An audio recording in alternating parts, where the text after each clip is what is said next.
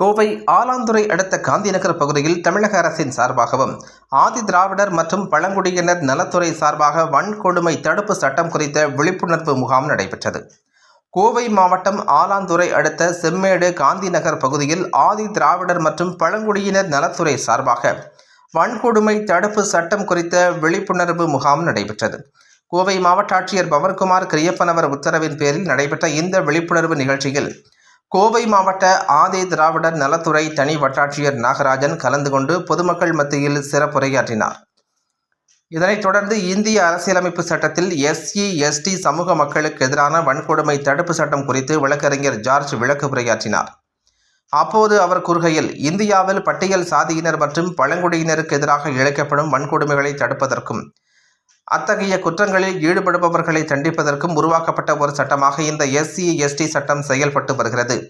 இது சாதி அடிப்படையிலான கொடுமைகளுக்கு எதிரான பாதுகாப்பை வழங்குகிறது. மேலும் குற்றவாளிகளை விரைந்து கைது செய்து தண்டிக்க வழிவகை செய்கிறது. குறிப்பாக பிரிவு 3 கீழ் பல குற்றங்கள் வரையறுக்கப்பட்டுள்ளதாகவும் இதில் முக்கிய அம்சங்களின் நோக்கமாக SC/ST பிரிவினருக்கு எதிரான வன்முறை, துன்புறுத்தல், இழிவுபடுத்தல் போன்ற செயல்களை தடுத்தல் சட்டப்பிரிவு இந்திய பாராளுமன்றத்தால் 1989 இயற்றப்பட்டது.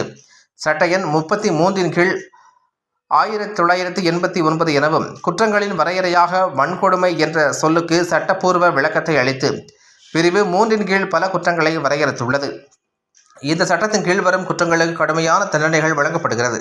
மேலும் இதில் உடனடி கைது மற்றும் விசாரணைக்கு வழிவகை செய்யப்பட்டுள்ளது. 2015 கொண்டுவரப்பட்ட திருத்த சட்டம் 2016 நடைமுறைக்கு வந்து குற்றங்களின் பட்டியலை விரிவுபடுத்தியதாகவும் தெரிவித்தார். இதனை அப்பகுதியைச் சேர்ந்த பொதுமக்கள் கேட்டு விழிப்புணர்வு பெற்றனர். இந்த நிகழ்ச்சியில் ஆதி திராவிடர் மற்றும் பழங்குடியினர் நலத்துறை உறுப்பினர் சுரேஷ்குமார், தமிழ் புலிகள் கட்சி சார்பாக நந்தன் தம்பி, நொய்யல் வெள்ளியங்கிரி, சுரேஷ், சதீஷ்குமார், விஜயகுமார், பவித்ரன், ஜீவா உள்ளிட்ட பலர் கலந்து கொண்டனர் என்பது குறிப்பிடத்தக்கது.